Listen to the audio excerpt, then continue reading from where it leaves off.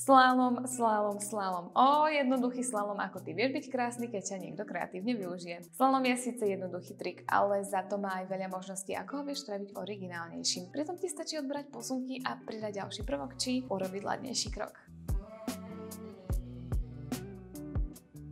Moja východzia pozícia je pozícia predo mnou a psík podlieza tú nohu, ktorá vykročí vpred. Takže dajme tomu, že vykročím pravou nohou. Pravou rukou aj psovi ukážem smer, ktorým si má prísť po odmenu. Tu záleží na tom, ako pokročilo tvoj psík zvláda navádzanie za pamoskom. Ak máš šteniatko, kľudne to môžeš spraviť tak, ako ja stogepím. Jeho nos sa neodlepí od mojej ruky. Odmenky vypúšťam zo začiatku priebežne a potom už len vo východzej pozícii predo mnou.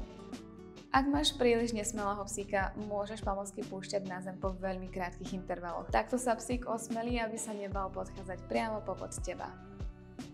Je jedno, z ktorej strany začínaš. Teraz už však psíka nenavádzam tesne, ale ruku dám trochu vyššie. Takto začínam nenápadne odburávať posunok a tesné následovanie mojej ruky. To ale znamená, že pridám aj povel pre slalom, aby psík vedel, čo má robiť. To isté zopakujem aj na druhú stranu a niekoľkokrát za sebou to precvičím. Zvešať 2-krát až 3-krát, nech psíka zase neotravím toľkým množstvom opakovania a tú poslednú odmenu odhodím a poviem prepúšťací povel. Takto dám psovi voľno, môže odísť zo situácie a kým sa mám čas pripraviť sa na ďalšie pokusy tým, že načapujem do rúk ďalšie odmeny. Ak sa ti presne takýto tutoriál práve hodí, môžeš mu dať like, čím podporíš našu tvorbu a dáš mi tak spätnú väzbu, že v tvorení tutoriálov mám naďalej pokračovať.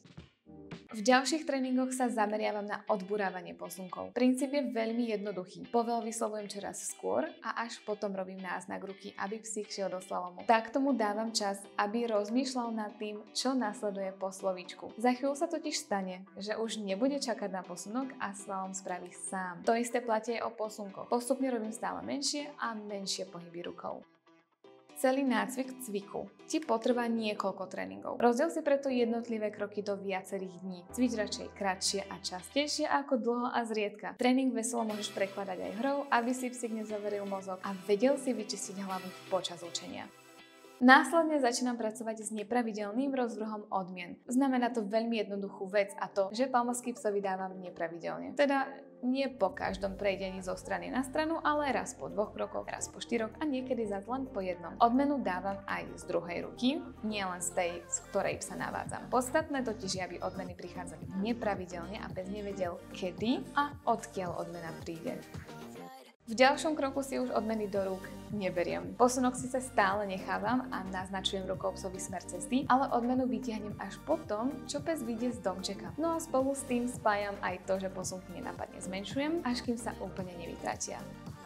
No a nakoniec môžeš do slalomu pridať nejaký prvok, ktorým ho spravíš zaujímavým. Alebo môžeš psíka naučiť slalomcúvaním. Tutoriál na ňo som spracovala do mojej vzdelávacej platformy a vstupom do nej môžeš nielen podporiť moju tvorbu, ale nájdeš tam množstvo tipov a ďalších tutoriálov na psie triky. Nech sa rozhodneš podporiť moju tvorbu akýmkoľvek spôsobom. Ďakujem a už sa na vás teším v ďalšom videu.